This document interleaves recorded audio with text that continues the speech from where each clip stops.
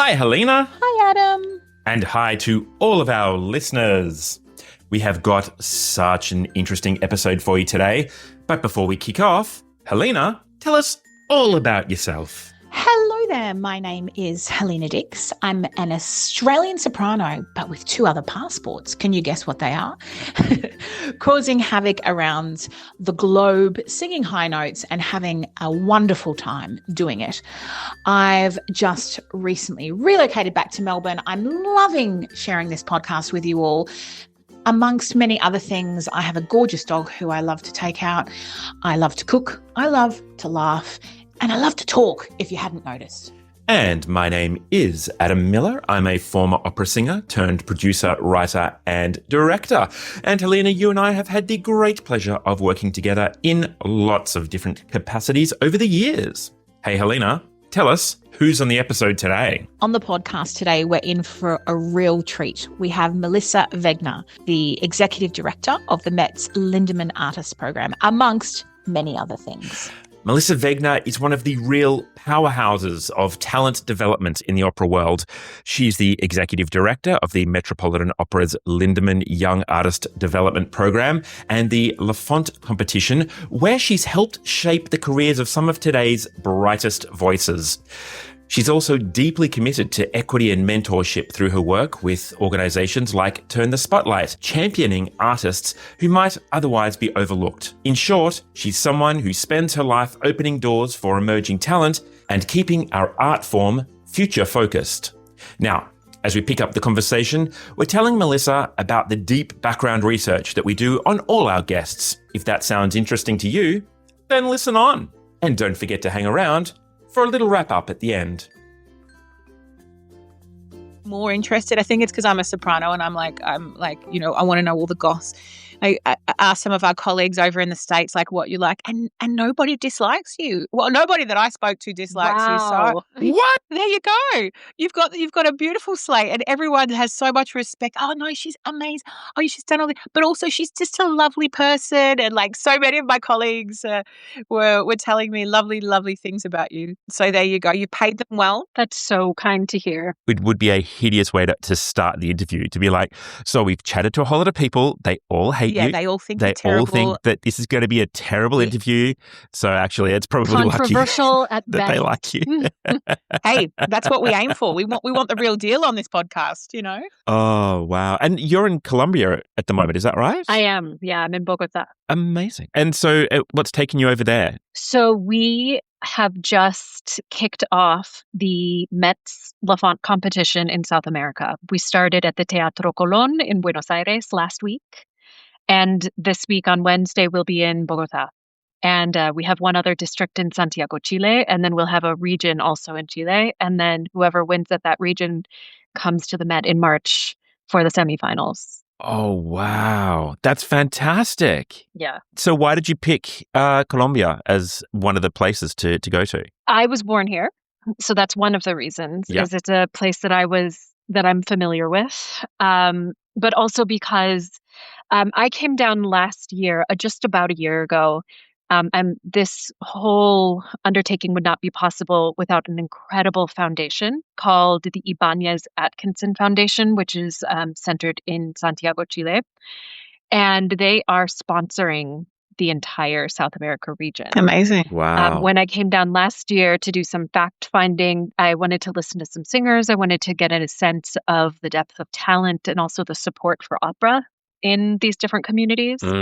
So I made a stop in Bogota because it's a place I'm familiar with, but I had never actually done any listening to singers. And so I spent a couple of days hearing singers in audition, speaking to some voice teachers. And something really special here is that they have a paid chorus, the national chorus, and the opportunity to have, to make money as a singer. In this country, we ended up getting the most applicants from Colombia. And I think that's one of the big reasons. Wow. So there's I think we'll probably chat about this a little bit later on, but there is a bit of an industry pipeline for singers in Bogota. Yeah, I think in all of South America, my understanding is that there's a stronger connection between South America and Europe. Okay. The connection between South America and the U.S. Some people are able to come and study, but many people audition for opportunities, whether it's academic or professional, in Europe, which I mean, that's where the majority of jobs are, as we know. Even for North Americans, Yeah. that's what we're trying to do as well.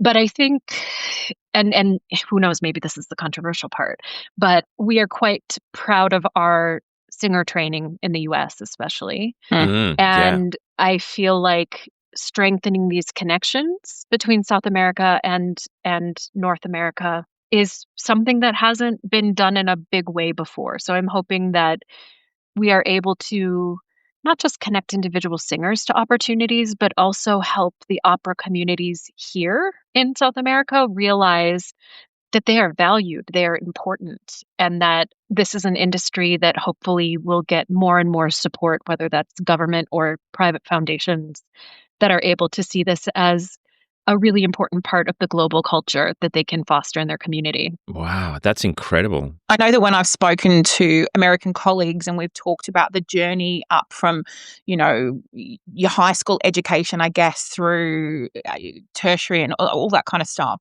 one of the things that they chatted about was this investment from governments and things from school up in kind of arts and of course, as you said, Americans and your young artist programs in opera and all the singers that you have such a huge regard on the international platform.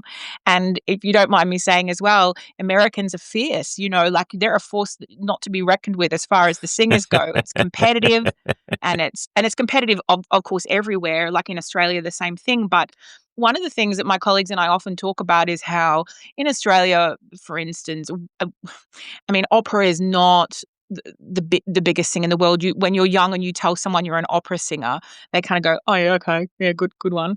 Whereas in Europe or England, where I've been, you say I sing opera, and people are like, "Wow, it's amazing," But the one thing I will say about education and growing up through is that even though the government doesn't necessarily overly enroll in a lot of funding, one thing that we do have is a lot of opportunity in the kind of interim periods. So, for instance, lots and lots of Eisteddfods competitions, and then nowadays, especially, like a lot of these programs that will send you across to somewhere to they're sponsored kind of programs, I guess. And I'm curious, what happens, I mean, in that interim before they get to you? So, from school into that interim, I guess it depends where they are in the country, right? But I'm assuming that's the weak point in America, as far as that kind of support that they have in that interim period, getting the opportunity to get up, perform, compete, do all that. Because it kind of feels like when an outsider, and maybe it's my ignorance, looks in at somewhere like America and like looks at the Lindemann program or looks at one of these fantastic young artist programs, I'm like, what do they have before that? Like, I mean, what's your view on that? So I am really deeply connected to that age range. The Laffont competition we have really specific like dates for eligibility, but it's generally ages 20 to 30. And so every year, I'm in my 15th season at the Met, believe it or not. Wow. So it's been, I keep working with that age range. And so it's interesting because I feel really connected to a couple of different points of major tension. You might call them pain points. One of those is the point when singers are encountering the professional world or like the professional world outside of academia.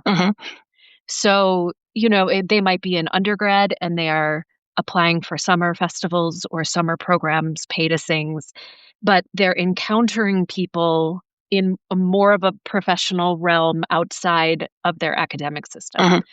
Sometimes it's in grad school, sometimes it's in postgrad. There's so much training that is offered that you can stay too long at the fair, in my opinion. Oh, interesting. The next point of tension is when people are phasing out of training programs, the professional training programs like young artist programs, resident artist programs, into the full professional world. So I find those two things, when they first kind of touch on the world and then when they're having to fully transition to flying without a net underneath them anymore, because there's no longer that scaffolding of support. And sometimes it works. Sometimes it's a smooth transition, but frequently it's a lot of moments for growth or for disappointment. Yeah. And a lot of soul searching, frankly. Yeah, of course. And so what do you see as characterizing people who stay too long in that education sector, who stay too long at the fair? It's an interesting question. I think that, I guess I would say that I wish, especially singers that are being trained in North America, would try earlier and often at engaging with the professional world. Mhm. Yeah, great. I think people are taught a lot that they're not ready. And I also feel like the people who listen to that message and are like obedient singers, and they're dedicated to following their voice teacher or their coach or whomever's, advice. It's too conservative of an approach, frankly. Okay. There's no way to learn how to swim in the professional world other than to jump in. Yeah. You can learn everything about it, but at some point you have to dive in and do it. So I think that is one aspect of it. And then the other thing is there are some people who have that 0.01% of talent that seem to get opportunities and succeed despite themselves. Yeah. And I think that is polarizing for people who are trying to do it what they conceive of as the right way. And I think they need to be cross influenced. Some people who are doing it according to some plan that they have or their team of advisors have. They need to get out there and be more bold. Yeah. And then some other people need to figure out how to learn all their music before the first rehearsal and be on time and have some habits that She's looking at you, Adam. The gift What? that they No, that's about the only thing I do right. Everything else I do wrong, but I try to learn my music before I turn up. No, I totally hear you. And do you think that that's also, I mean, I sound old when I say this, but when I look Gotta at do the old voice then. singers, Do the old voice. Yeah, in my day, when we were singers, because I'm quite passionate as well as obviously having a very active performance life still. One of my big things is looking at younger singers and mentoring them through, especially now I've come back to Melbourne and giving advice. And do you think that sometimes, and I don't know, I might get canned for saying this, but there's a false idea in the generation that's coming up of I'm trying to think of how to eloquently say this. There's an idea about where they think they're going to go. In Australia, we have a lot of singers who are like, oh well, yeah, I'm just gonna pop over and audition for the Young Artist program at the Met, and I'm like, are you serious? Like, have you worked in the profession? Have you put yourself out there? Have you learnt your strengths and your weaknesses? Do you understand how competitive it is? And, how the best of the best are going to be there, and you have to be able to stand up and be your package, but with experience of knowing who you are before you get there. Because not only about passing the audition or getting into the program, but as you said, actually like being able to hold yourself within that and knowing yourself as a performer. Do you find with this kind of a younger generation, there's a little bit of a dream world that lives upstairs about just jumping into things at the top rather than building the blocks along the way, or am I being a complete cow in saying that? No, I know what you're saying, and I think even though people have more information at their fingertips than we did when we were coming up, and that's what's hard for us to reconcile, like generationally. Sure. It's like, you have access to all of this information. That being said, there is something about ignorance being bliss. And there is a little bit of, if they knew how hard it was, would they do it? Would they try? Yeah. So I feel like, again, you can hold both things. And I think both of those perspectives are really important at different times. Sure. Yeah. Because there's a lot of, and I know that you both have probably seen this, but there's a lot of really talented people who have just melted under the pressure of really knowing how hard it is, how competitive it is, Okay. Yeah. how select the opportunities are. So I feel like that's why I tend to be really individual when I'm speaking with artists, to try and figure out what the perspective is that they're coming from. So that, I think that my job generally in the industry is to help provide context to people, to help them make more informed decisions. But I really believe strongly that what makes people great artists is that they are following their own path, their own intuition. So that's why sometimes when I find those people who are like, "Oh yeah, I'm going to go sing for so and so," I'm like, "Okay, cool. Tell me more about that." And then I'll just try to steer them. I'm like, Right. "So what were you thinking about singing?" Like, "Okay, that's cool. So they don't produce any contemporary operas. So maybe don't start with that one. Let's think about a different." So I really try Right. to, one of my colleagues called me the queen of reframe, I love that. That's good. I like because that. it really is just about, trying to keep the energy and enthusiasm. Because what really is upsetting for me is when you see people who are just so kind of beaten down and embittered Sure. Yeah. with like the weight of it all. So anything I can do to kind of keep that excitement and unbridled passion and the eagerness to do it. Oh, that's Yes. amazing. I'm like, great. Absolutely, keeping the industry aflame with the next gen who are creating their own maps and owning what they are, but also, keeping our beautiful industry rolling and moving forward as well, right? So Yeah. that makes perfect sense. Tell us about your job then. So, Executive Director of the Metropolitan Opera's Lindemann Young Artist Development Program. What does that entail? What does a day look like for you? And then within the industry, where do you feel like that role sits and where your responsibility lies? So I started at the Met 15 years ago with the competition. So it used to be called the Metropolitan Opera National Council Auditions. Yep. And I started with that, helping to run the competition, which at the time was through the US and Canada. We actually used to have a district in Australia. Oh, But we wow. can come back to that. Ooh. There you go. Yes. So, just putting it out there. So the interesting thing about the competition is that it's completely run by volunteers, except for a couple of us at the Met. And I also worked with Lenore Rosenberg, who's in charge of casting the covers and secondary roles. Beautiful, Lenore. Beautiful. So she and I worked together for years. So I had my toe, pretty much a leg in the casting side of things. And then so many different levels of the story, but we're going to fast forward. In 2018, I became the executive director of the competition. And in 2021, I became the executive director also of the Lindemann program. So I run both programs. The interesting thing about Lindemann is, that's the Met's Young Artist program.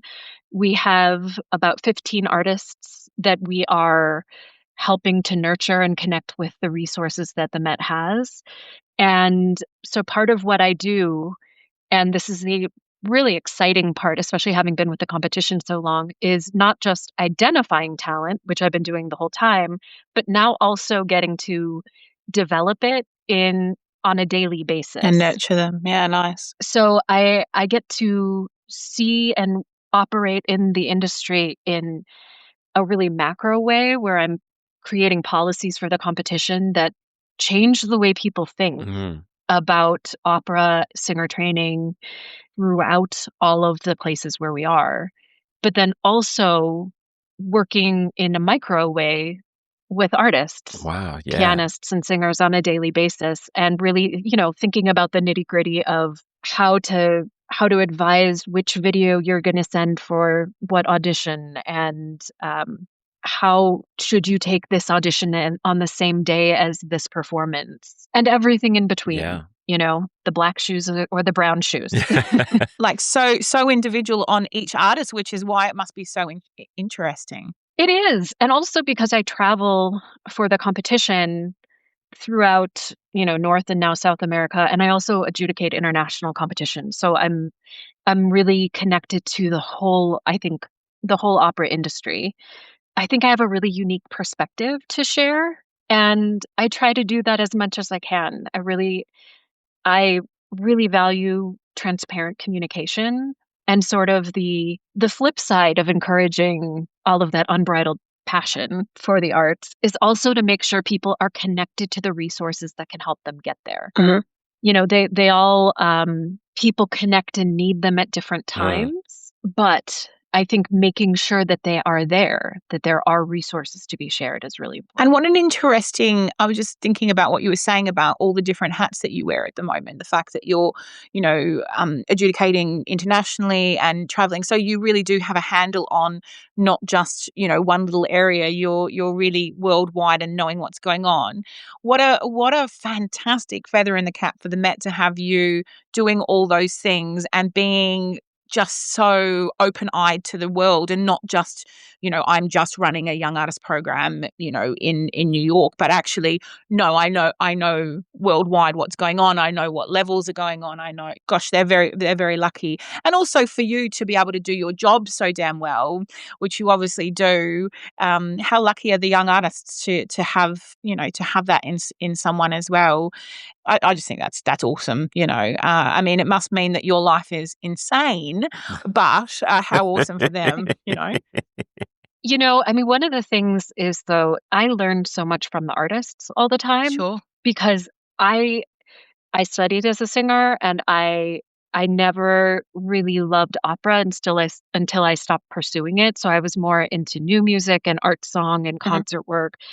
So I've learned about working in houses around the world in the country from artists who've done it. Yeah. So I really learned so much from them about what that culture is like. Yes. And I don't want to be in a bubble of the Metropolitan Opera. It is a very specific house.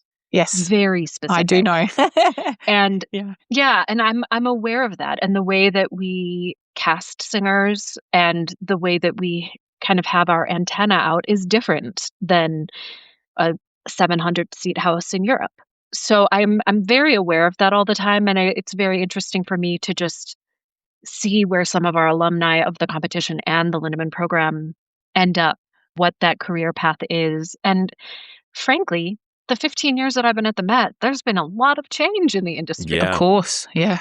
So it's been an interesting ride to be a part of. Yeah. Can I ask you, with the Young Artist program, because something that I'm forever curious about, I guess, and every young artist program around the world is going to be different. So I guess, your answer might be different to someone else's. But when you're considering a batch of new intakes for a young artist program, obviously you're developing the program so that they have a whole host of performance opportunities around New York, and they go off and they do things. But of course, they're training as well, and they're involved sometimes, as I had a young artist who was involved in the Norma that I did at the Met. The Clotilda, she was a young artist. I've had a couple of them come in and cover on smaller roles and things like that.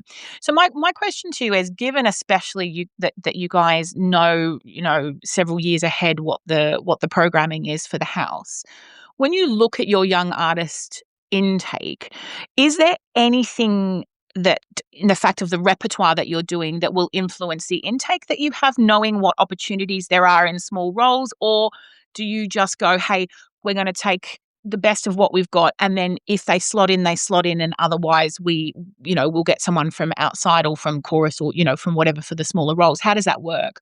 Great question. So it is kind of a double-edged sword for us. The Lindemann program is not relied upon for labor for the house. Yep.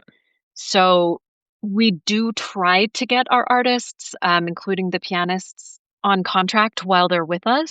And the current artistic department is very much in favor of that. And again, it might be a very small cover. Their first year, or a couple of very small covers.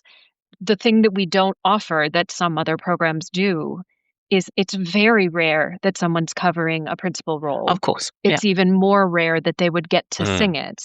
Yet, in the last few years, we have had that happen. We had one of our tenors actually sing a performance of Nemorino. Oh, wow. And I would say one of the bigger assignments that people would have in the Lindemann program would be covering Liu. But it would be rare that they would get to sing it. Yeah.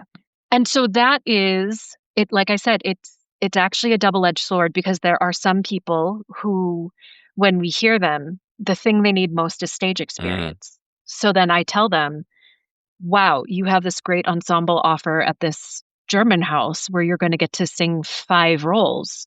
That sounds like it's probably more in line with the right next step for you. And I remind artists all the time that the goal of all of this is not to get into a young artist program. It is to be working. To be working, yeah. So that is, that's one of the things that I try to talk to artists about when they're coming in.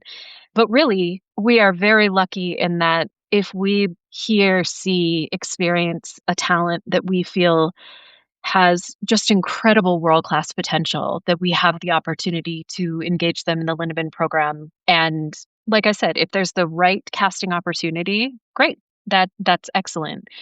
But the timing doesn't always work out. We don't have like a deadline. We don't have applications. It's really about finding the right match. Yeah. And we don't have any like quotas for numbers of sopranos or tenors that we need at any time. Okay. We do try to have a bit of balance because we have recitals, opera scenes, some other things that we do as a program. But we've had 5 sopranos and 7 of everyone else, in the singers before. That's not uncommon. Okay. The other thing about the Lindemann program is it's a real development program. Yep. We have resources to provide people 2 voice or conducting lessons, like 2 voice lessons a week. Wow. The pianists get either piano or conducting. Everyone has movement, like personal Alexander technique, movement coaches, and dance. Yeah. One-on-one language tutors, diction. And then on the coaching, of course, there's diction, but there's also all of the musical coaching with our staff, which is incredible. All the best but of the also with best. all of the Yeah. artists. Absolutely. Yeah. And then a lot of other financial resources. So for some artists, they are at a point in their career where they should just be working. Other artists, maybe they're a bigger voice, maybe they came to this later, maybe they're really young and they need, not a lot of people think of the Met as a safe space, but for some artists, especially with the group, They just need that time. Yeah. Yeah. And so just being in the room with that highest level of excellence can be really, really helpful. Absolutely. But it's trying to find the right time for this specific opportunity. That's so interesting because, of course, I understood that there were so many development opportunities within the program, but I hadn't thought of it as such a focused education program. So I was a young artist at Opera Queensland, and it was much more practical and much more about being embedded in each one of the productions that happened during that season. And that's why I did it. I was really drawn to getting my feet on a big stage and having those opportunities. And I will say that it was a trial by fire. I had a real experience of going, great, and this is how you work with an orchestra like this, and this is how you work at a speed like that, and this is how you deal with international artists who just jump in, do the role, and you don't get to work with them for a while. All those kinds of things. Having a safe opportunity to learn some of that stuff within the Lindemann program sounds amazing. Yeah, it's a really special opportunity. And I know that they really value their time in the room. The other thing that's interesting, I think, about our program is that we utilize these resources not just to prepare them for their roles on stage, but for anything else they need to be working on. So like right now, everyone's sort of deciding on which contracts to take for summer. Oh, wow. Those offers have been coming in the last couple of weeks from various festivals and programs. So they can utilize our faculty to make sure that those roles are really learned to the best of their ability before they go off in the summer. Wow. In addition to getting all of their other work done and getting a lot of feedback on, of course, we bring a lot of people in to hear them in audition, whether it's management for the unmanaged singers, and different people who can hire and engage singers in different ways. So they get a lot of practice with auditioning, but we also get to have feedback with them a lot. And then the other thing is the relationship continues. And I will say this is true for the competition and for the Lindemann program. With the competition, any of the singers that get to the semifinals, which is usually around 20 to 25 singers every year, some singers remain as semifinalists, some become finalists, some are the winners. So we usually end up with like 5 winners, Okay. give or take. Mhm. And once they get to the national rounds, then they're connected to the Met in a different way. They can come back and sing for additional funds. Wow. If they ask, hey, I'm in town, would you listen to me? I'll say, sure. And I'm like, do you want me to invite any colleagues, or is this just an us thing? So it's that relationship, and I won't say mentorship because it's really just like professional collegiality. It continues, and I think that investment is helpful. And I will say also, you were asking about sort of the role in the industry. Once someone is in the Lindemann program, I've hired them, so to speak. I've cast them in the role of a Lindemann artist. So then I become sort of a neutral party in their career after that. I'm not their manager. I'm not someone who they're trying to get to hire them again.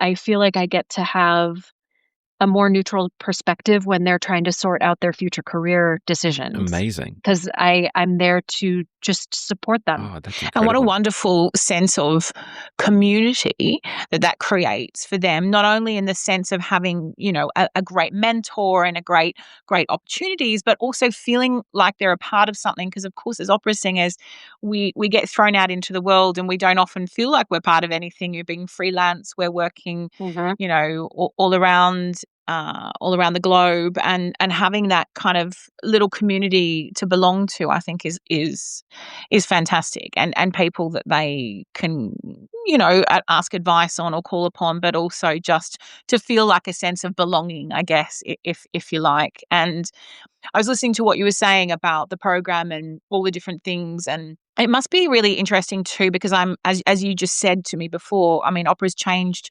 so much, over the course of the previous years, and I know even just at the Met itself, like even in the programming of the Met in the past kind of 5 years has changed dramatically too, in the sense of new works and the way that they're looking at. And I know you're responsible for kind of a lot of the new work stuff as well that comes through. So when you're in the hot seat, I guess, if you like, are you thinking what's the kind of biggest change that you've seen, say, in the past 5 years on what you need to provide the next generation with in order to help them? Like, is there anything in the program that would never have been there 5 years ago that's there now?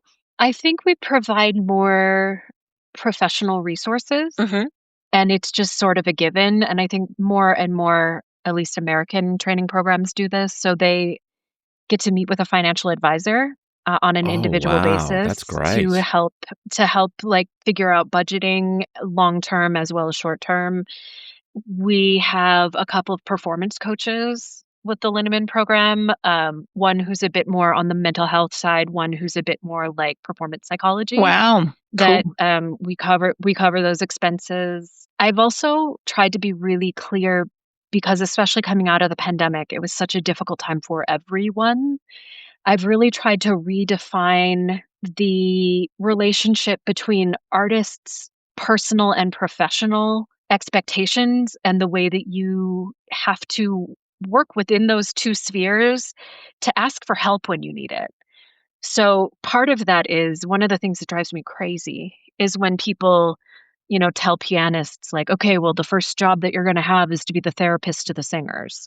And I'm like, stop. Oh, God. I get that there's an aspect of that. And certainly, like, you think of voice teachers, coaches, some pianists, that, you're exploring really deep things, very personal things. And you have to go to places that, of course, require vulnerability and require an openness and hopefully a deep truth telling.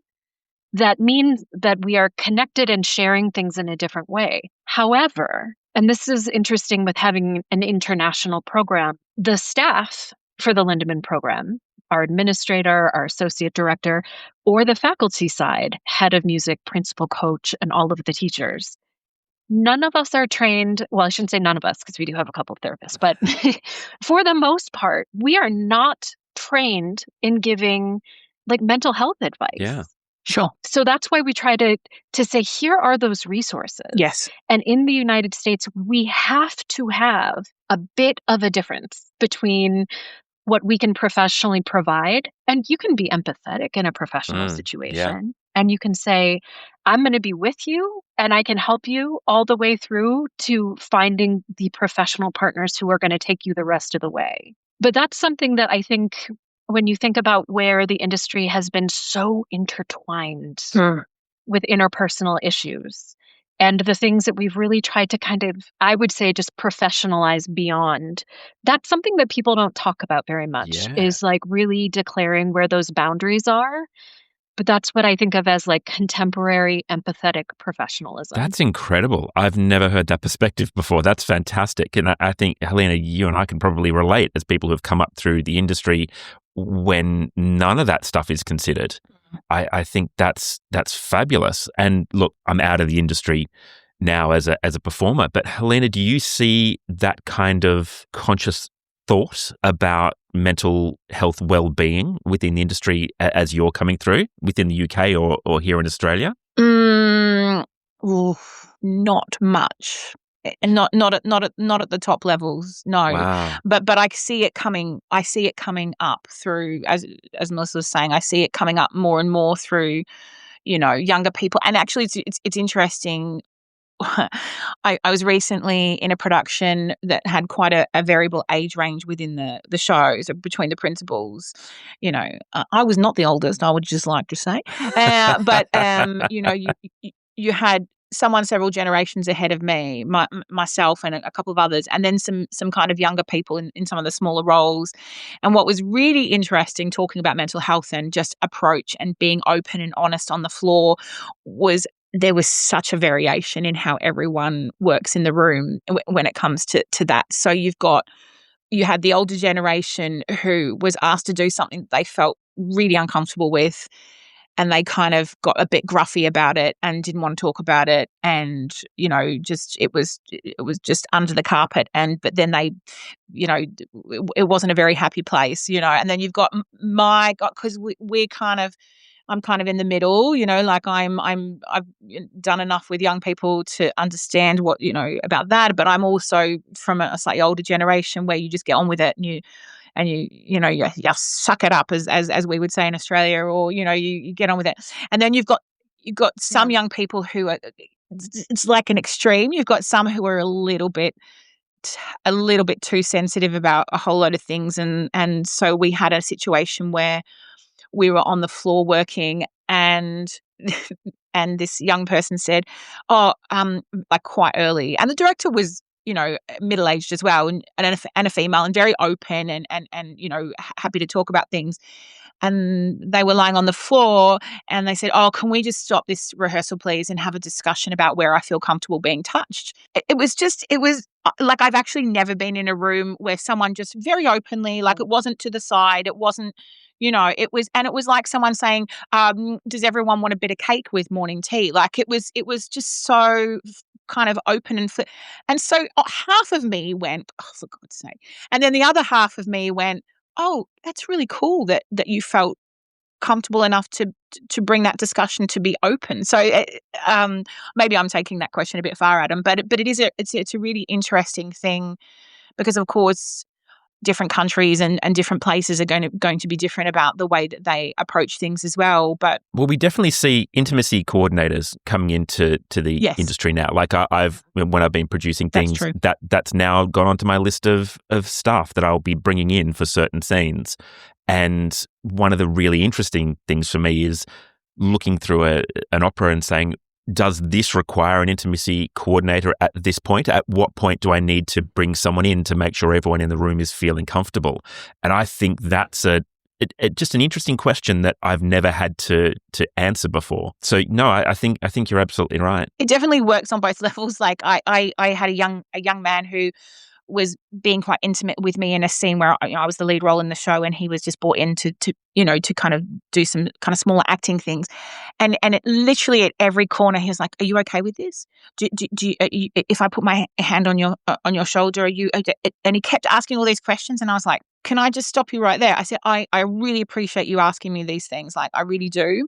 I'm going to tell you. Let's just get it out now, because if you keep asking me, we're not going to create art either. Like, there's going to be a point where we can't find. So it's a really fine line, and I'm really open and honest, of course. And you know me, I'm quite blunt and open as a human and as a singer as well. But it's great that this is being embedded, you know, from this young age, and they feel like they've got that support, because God damn it, like, we all know how tough it is as well, right? Like the mental health side and the journey. And I think as well, Melissa, it's great that you're doing that, because unless you've walked the walk and done the road, you can only tell someone so much how tough it is out there, and only tell someone how tough it is to survive as a singer, but not just in the sense of talent, in the sense of your mental health. Like, Adam and I have interviewed Christine Gerke, we've had Jamie Barton, we've had like a lot of fantastic singers on this program, and we talk about, even at that level, life on the road and how tough it is, and all that kind of thing. So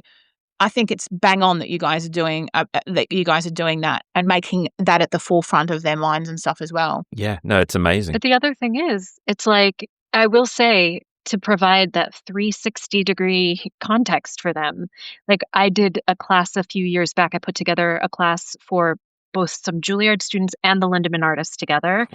And we had an intimacy coordinator, and then we also had a stage director to talk about what it's like to work with an intimacy coordinator and what it's like to not have one in the room, and how to advocate for yourself when there's not That's one. so good. And we also talked about the fact that there are plenty of houses where if you did stop and say, like, "I'm sorry, we need to have a discussion about my personal boundaries," you might be let go. Yeah. You know, depending on where in the world you are. True. Because it would be perceived more of, you are costing money in this rehearsal time, or you are being difficult. And there are just different ways that this industry works, because it's global. Yeah. Sure. And all of our cultures, we kind of like to think that we have this global monoculture because of social media. But when you're in a room, like, the culture in practice is very different. Yeah. Oh, yeah. So again, just figuring out, like, when do you personally need to speak up? And when do you personally need to, like you said, you know, like, "Hey, let's just touch me everywhere except for here, and let's not talk about it again till the end, and then we'll do notes." Exactly. Yeah. You know, it's like, you have my permission until I say that was too much. Exactly. Yeah. So, you know, it's that thing. And then again, just like getting people comfortable with having agency to ask for what they need and know that they might not get it. Yeah. Wow. Yes. And you're right. It can get taken in so many different ways. Like, it can get taken as people being difficult, or, you know, and even at the top level, you know, that I'm working at, it's so variable in conductors, directors, old school directors, European conductors, American directors. You know, like, you're right. There is so many, and there's only so much you can teach people. And as you're saying as well, and then they've just got to dip their toe in and go for it, and do the yards and work in places and experience not only the world, you know, in the way that the world manages itself, but themselves and their boundaries. And as you're saying, if you can provide that to young singers, young performers coming up, and if they can just find that version of themselves, not only as a performer, but how they would then react in the rehearsal room, or how you take that, you really have to be a people person. I mean, you really have to be so aware of cultures and people and how to manage people. And I've seen that, my goodness. I mean, and I have to say, more than anywhere, I've seen that at the Met, you know, because it brings international people all together. And, you know, I did my first show with the Met was covering on Hernani. And that was a wonderful show. And I was like a kid with popcorn, you know, like, you know, covering Angela Mead and in at the Met for the first time and working with all these great people. But on the flip side, I had a couple of colleagues who were really difficult, and so much to the point where we were under a lot of pressure. And I think and a lot of young people would say the same. Covering is far more stressful than doing anything else. And as a cover, you get away with zero, whereas when you're an artist, you get away with a lot, especially bigger named artists. Hey.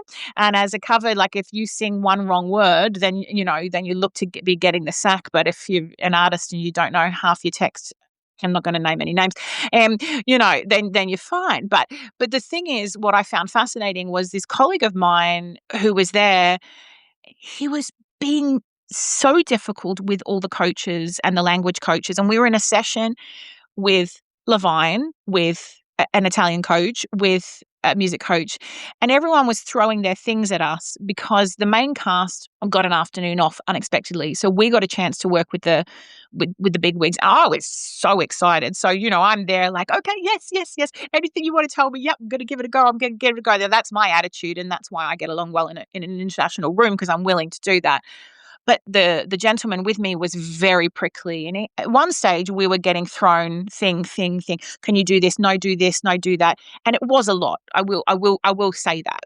And at one point, I giggled and I said, whoa. I said, I'd just like to say to everyone that I am so grateful for all this, but I am but a soprano, and there's a lot of space up here in the brain capacity.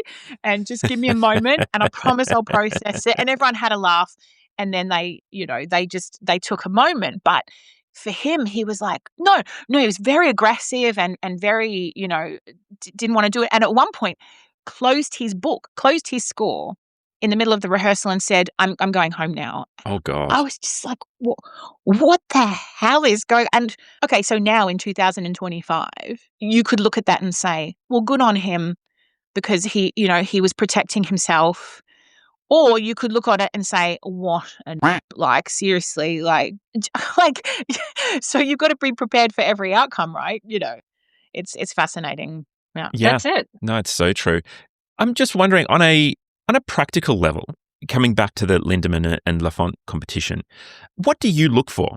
You're sitting on the panel. What should artists coming through who are desperate to get into the program or desperate to progress in the competition, what should they be bringing and what should they be thinking about, and maybe what should they be avoiding? Because I'm always interested in, there's lots of great things you can do, but also there are so many little things that you should probably avoid. And I'm just wondering if you might be able to shed some insight there. Should they shake hands with the panel? That's what I want to know.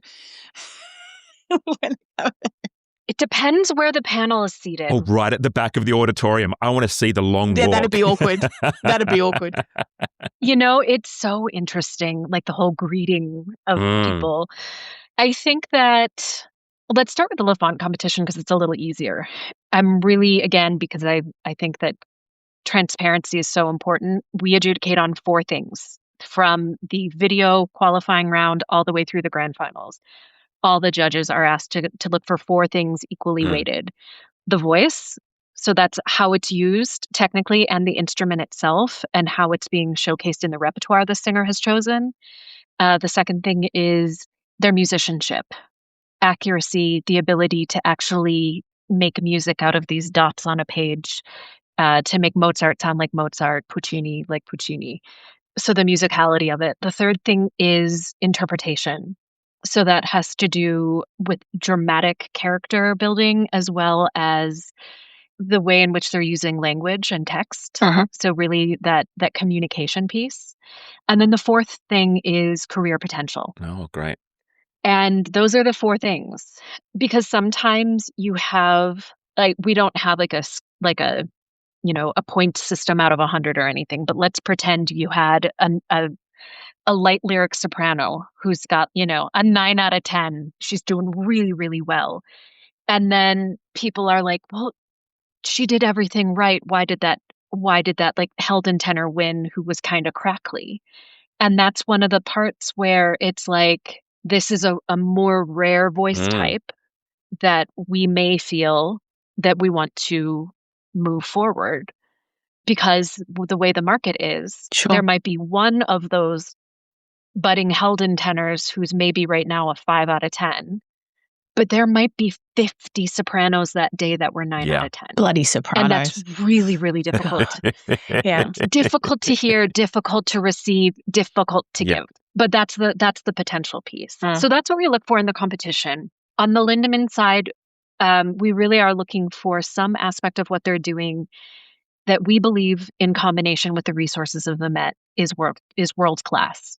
It's not that they're necessarily going to be the next stars on the Met stage, but that there's something so compelling about their instrument, their artistry, that we can imagine it being able to be translated through a global top-level career. Wow. And the other big part of it is trying to find artists who are at a stage where they still need development. We talked through that earlier. But then also the ones that are in a sweet spot of having enough confidence and fortitude to walk through the doors of the Met every day and be vulnerable. Wow. That is very, very difficult. Absolutely. And that's one of the hardest pieces, because there are some people, what I've learned is people will say nearly anything when I'm having the conversations about, like, all right, we're thinking about this, but, I think maybe we're thinking that you're heading towards this repertoire. And so, we're going to do this coaching session, and you let us know if you like the way that coaching session works, because that's the way that we're going to be working in the program. And this is the repertoire that we're seeing you moving into. Cool. People will say yes, yes, yes. And then they get in the program and it's like, no. So I've learned to listen to my instincts a little bit more during those conversations, and to ask different kind of questions going into it that are maybe more specific, or give me a little bit more information than just like, are you willing to do this? Because people usually say yes. Wow. So there is a real personality piece as well that you're looking at within that program, recognizing that they've got this arc that they're going to be going across over time. That's so interesting. Oh, yeah. I mean, especially because it's rolling. So the idea of the people who are in the program working together every day, that community piece is huge. And I've learned a lot there as well, in terms of like what will be a powder keg of personalities, like kind of where the parameters are of what people can deal with and what is pushing people too far. All right. In a really intense environment. Wow. What's the toughest conversation you've ever had to have with a young singer? I've had to have quite a few, honestly. I would say a recurring difficult one is that I cannot dream a bigger dream for you than you have for yourself. You need to figure out what you want, and we are here to help you get there. But those conversations sometimes happen when people are a bit down, when you can tell that they're quitting on themselves, when it's not going well. But that's and it's not always in those situations, but that's a big one, is that idea of, this has to be something that you want. I cannot want it for you. And if it's not something that you want, that's okay. So sometimes that's happening when people are sort of quitting on themselves. And sometimes it's not. Sometimes they just need that kind of kick in the pants, that is not our job, that is their job. Yes. But those conversations can sometimes be quite difficult. Gotcha. Because it's a moment of realization for people that maybe this isn't what they want. Oh, and wow. maybe they're realizing that for the first time. Gotcha. So those can be difficult. It's also really hard to have conversations with people when they're pretty much doing everything right and it's not the career's not happening. God. That's really hard. And I feel like one of the best things I can do is be there for them through that time and listen and try to figure out how I can be the best support for them. Sure. It's going to be different with every person. And I mean, the other ones are just when people are being a jerk. And frankly, it's like, those are really hard for me because I am acutely aware, especially working with the competition, of how many people would just do anything for the opportunity that someone else is maybe squandering in that moment. Yep. So those are hard because I have to balance being in the room with this person who's behaving in a way that I don't respect, frankly, but that I don't want them to think that I've given up on them or I'm judging them so harshly that they can never recover from it. Yeah. Wow. That's a tricky it's a tricky hat to wear to be supportive but yet honest, because of course you can't just beat around the bush either, can you? You can't just say, hey, that's cool, go with that attitude into the industry and you'll go a long way, right? Yeah, and a lot of people need to learn things the hard way. Yeah. They're going to do it the way they're going to do it. Yeah. So you mentioned support before, which I'd love to pivot to your work with Turn the Spotlight. Can you tell us a little bit more about that? Because I think that's incredibly important as a program, but also really fascinating. Sure. Turn the Spotlight is one of the organizations that I work with to provide mentorship. In the case of Turn the Spotlight, it is to people from communities that have not always been featured. And so it tends to be women and non-binary and BIPOC people, people of color. So that is an interesting group because it's also, I think almost all of the mentors are women or women-identified people. Mm-hmm.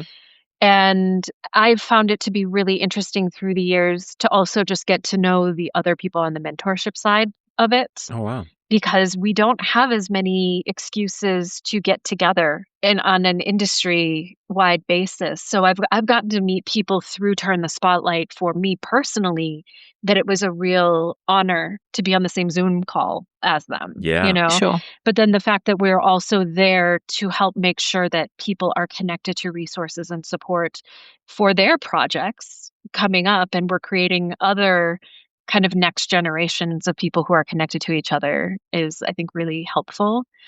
I do some work with Opera America. Also, I'm in their women's opera mentoring program right now. Fantastic. I also have interns every year at the Met, and that's been a really important thing for me in terms of educating kind of future leaders in the industry. And a lot of them have gone on to amazing things or have continued to work at the Met. So that's another area in which that happens.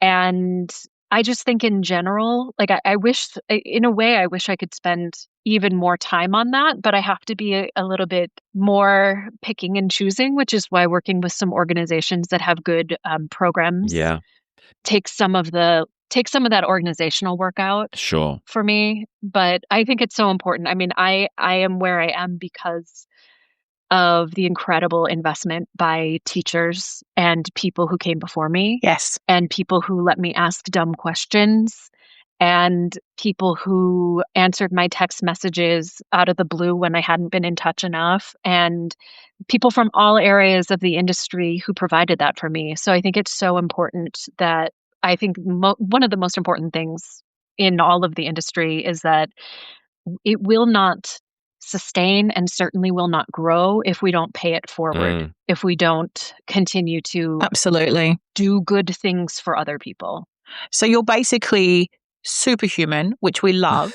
And I mean, you are. I mean, let's be honest. I mean, you know, not only for our industry, but just for the development of good people and communication and moving forward. And generosity. Oh my God. Absolutely. Yeah. And we've all of us, I think, who've come up, you know, from generations before, there was for a little time a lot of the opposite of that. There was a lot of bitter people around who enjoyed the opposite of that, of cutting people down and making you go through the trials and tribulations and all that kind of thing. And I think that's one of the biggest changes that I've seen in our industry, both in the sense of people like yourself who are in these positions of power and mentorship. Wonderful, if I may say, and I'm not being sexist when I say this, but wonderful women who are empowering others and coming in and through, and also forefront in our leadership of singers who are doing that. You know, in generations gone by, people would never help each other, or you know, they would be in their position very rarely helping others. And now we've got all these phenomenal leading artists in the world, and social media can be a bit of a bitch, but it can also be wonderful as far as reaching out, helping people. I mean, I look at people that we've had on our program, as I said before, like Christine and Jamie and people like that, who are goddesses as far as all this kind of stuff goes, and people, do feel comfortable to reach out and to share and to hold each other up and all that kind of thing. So thank you for being that person. Obviously, you've had great people who've mentored you and gone through as well. So you've got that fire in your belly to do the same, and you're taking that through, to our next generation who are, who will hopefully not only be wonderful artists, but also, behave beautifully and make it a more exciting and wonderful workplace to be in. So I take off my hat to you for all of that. I think it's just your virtual hat. And my virtual, yeah. Okay, all right. You don't have to tell everyone that I'm not wearing a hat. I mean, I want everyone to think that I wear a chapeau. I want everyone to think I wear a tiara permanently. I've got to keep my diva-ness. Okay, if you're getting a tiara, I'm wearing a top hat. This is how we roll. I see it. Thank you. Thank you very much. Look, with that, I think we're coming to the end of our time. But before we head off, Melissa, we like to ask 5 rapid fire questions at the end of all of our great chats. Are you open to our 5 rapid fire questions? Yep, let's go. Fantastic. Helena, I'll throw it over to you. Melissa, have you ever juggled, or can you juggle? No. Not like objects. I juggle a lot of things in my schedule, but not objects. I like that. Yes, I like good that. answer. Yeah, good answer. Have you ever busked? Kind of. Okay. Not well. Have I busked outside? Not really, but I do have a duo with a guitarist, and I sing in bars. Oh, really? That's fantastic. What style? Tell us all about this. Pop, rock, jazz, Cool. Pretty much anything. Folk, yeah, little country. Oh, I love that. We're going to count that. I was going to ask what you do with your downtime, but I love that. Yeah, I love that. So if you weren't in your current job doing, well, all your wonderful jobs and all the wonderful hats, what would you have done with your life if you hadn't have gone into this field? What job would you love to have done? I hope that I have a lot of other acts in my future. So some of them are things that I would hope still to do. But I think, something that's interesting is I was thinking about, should I go into medicine or something? I was like, oh, no, it's way too much time in school. Then I went to, school for opera singing for 8 years. So I don't know. That would have been an interesting path. Medicine, Wow. there you go. Oh, that's fantastic. Okay. If you could perform a duet with anyone in the world, living or dead, who would it be? That is an unfair question. We know. Oh my gosh. We know.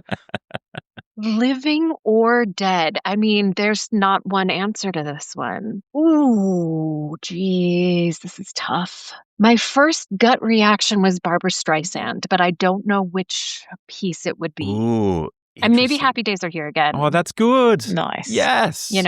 Oh, yeah, Nice. fantastic. Oh, that's a good choice. Okay. We'll pay that. If you could have a personal theme song for every time you walked into a room to be played, every time you walked into a room, what would your personal theme song be? See, I think it'd have to change. I feel like the melody would stay the same, but like the accompaniment would be different based on the day. Ooh, I like that. So I want something with we want something with enough range in the melody that like not everyone can do it, number one. And then, something that could like change with different harmonies, but also with different like genres. Oh, I like that. Wow, excuse me. Yeah, okay. I think that is the most okay. creative response we've ever had to that answer. Definitely. I love it. I love it. You've set a new standard now as well. People are going to have to match that. I like that a lot. Most people are like, oh, I want to just go with dong, dong, dong, dong, dong, dong. And you're like, no, it has to have a different texture. Original composition. We're going to bring this in. Oh, that's so good. love it. That's great.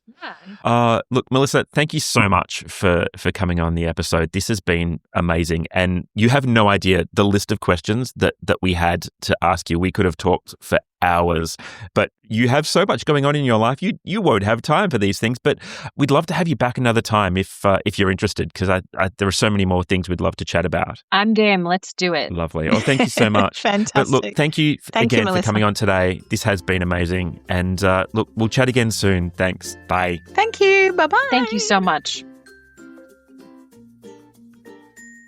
That conversation was fantastic, but it made me feel like such an underperformer. I don't have that seemingly limitless capacity for generosity, for big thinking, for micro thinking as well, for the detail. Like, her brain and her time management must be insane, just insane. How awesome is it to have people like that in the world? And, you know, when we kind of approached Melissa for the interview, I was just super keen because of the position that she holds and all the things that she does currently in the industry, and I thought it could be interesting. And what I've come out on the other side with is just saying, this woman is superhuman. Yes. Like, she's just phenomenal, and also just so open and knowledgeable and willing to create such excellence at this level for our next generation of singers is exactly what this industry needs. I mean, I'm in awe, to be honest. There were so many things that I wanted to hit because, you know, when we were researching to put our questions together for this conversation, it just kept going. Like, the work that she does, and I'm genuinely we only got to chat briefly at the end about Turn the Spotlight, but I love the idea of that program, and I really wanted to dig deeper, and maybe thankfully we didn't have enough time to really get into it because I think it's such an interesting time in America at the moment with the headwinds around diversity and inclusion that I think it's a very difficult space to be, but having generous advocates who can work in that space are amazing and really will keep our industry alive. That brings me hope and brings me joy, and seeing the attitude that she brings to everything, that positivity of what she can bring and how she can help other people is just so great. And that she's obviously open to learning and adapting and collaborating with people. I know we didn't touch on the new works commissions that she does at the Met either, but that can only be enhanced by, like you're saying, like these projects where she's meeting different mentors and knowing what chances and opportunities there are from that level right up to the top level, you know, from poor communities, from underprivileged, from inclusivity, like all the way up to the Metropolitan Opera. And I have to say, actually, you know, obviously, as someone who's worked at the Met many, many, many times, it gives me great heart to know that that's what's happening at the bubbling at the young artist level, because you don't always get that much thoughtfulness and empathy at the top level, because people, for so many reasons. So actually the fact that house has someone like that's you know, putting that in at a young level and being honest and open and creating young artists who are going to be great people, or the best people that they can be, I think is it's amazing. The future of the industry is in good hands if she's helping to craft what it's going to be. I loved the idea as well that they do have that holistic approach to the well-being of the performers. So they're not just getting that intensive drama and movement and vocal work, but also the financial stuff and the mental well-being. Oh my God, we're going to have, you know, again, as a former singer, but also as a producer, I know singers are crazy, right? I know it firsthand, and I see it on both directions. The idea that we could have a well-balanced industry of mentally healthy humans is almost shocking to me. I don't know how I'd cope in that space because I won't be one of them. I won't be one of those well-adjusted humans. And I'll be there going, damn you for being so well-adjusted. I always also found it really fascinating listening to her talk about when I asked about something difficult she's had to do, and she said, you know, obviously there are some people who do all the right things and yet they still, oh my God, you know, don't succeed, and that's the reality of it, isn't it? You know, like sometimes it doesn't matter how the great numbers you are, don't work, how great the package is, how great the voice is. Sometimes you don't get an opportunity, or B, people just, you know, we've talked previously on the podcast about, you know, when casting directors are in positions for a long time and they don't like someone, well, you know, you're not going to work there, you know, like it's, and then when she said that sometimes it's difficult because she has to be supportive and empathetic, but that sometimes she has to be like, you're just you're being a knob. jerk. You know, I love that. Not her words. You're a jerk. Yeah. And you don't think of people in those positions having to have those chats with singers, but I guess there must be so much feeling of responsibility around that too, which would be incredibly difficult. And I know in a position like that would keep me awake at night sometimes if I had those things to do. I think you and I have been really fortunate though, because so much of what Melissa described that the Lindemann program was, we had the real benefits of in the Royal Academy Opera program. So there was so much of that I found familiar, even down to that, the human mentoring. Because I remember Tony Legg taking me aside one day and talking to me about how to bring a different energy into a rehearsal room. I always considered myself to be really collegiate and to just go along and get along. And he took me aside and he set me a task for a set of scenes working with a new director that I had to bring a slightly more diva attitude and to assert myself more, to put myself front and center. And that was a huge learning opportunity for me. And I've got to say, it was really difficult because, I am a go along, get along, pretty laid back person. But to have to, he wanted to hear more of my artistic voice in the room rather than just being a blank slate for a director. And he said, this director that we've got coming in, I think can actually take some pushback from you. I'd like to see you do that. But, getting that opportunity to have people guide you in that way and help you work in the industry. Someone in that position that's willing to... someone in that position that's willing to be honest with you and to have those chats with you, no matter whether you take it or no matter whether you can. But that was phenomenal for me and really changed how I worked in a room and changed my level of professionalism because, again, it helped me develop an artistic voice in the room and really value my own opinion of artistic choices. So I'll forever be thankful for that specific conversation that I had with Tony Legg. Also, just what an inspiration to those people who, I know we have a lot of young singers who listen to the podcast, but also just to anyone who is looking at arts management and getting into that kind of position. Like what a person to look at. In fact, now I'm considering, not singing high notes anymore and, going into something different because she's inspired me so much. I won't. No, you have to do it all. I love the sound of my own voice too much. Because I didn't realize that she still performs as well. Like I knew that she'd come up as a performer. Right. Oh my God, she still performs. Like, what doesn't she do? It's just, I feel like such an underperformer myself. Cool. Dear God. Right. She doesn't juggle. She doesn't juggle. Right, there we go. Do. We've got that over her. Something. Hey, I'm looking at the clock and I know you have to run. So I'm going to wrap this up. But, oh my God, that was both inspirational and just a little bit mortifying. I feel like we've got to go do something really practical and who are we gonna have on generous next? And fantastic for the rest of the day. So I'm going to go find something that will have a great positive outcome for the world next. You go do that. I'll go do that. And hey, we'll chat next week. Okay. Okay, bye. Bye-bye.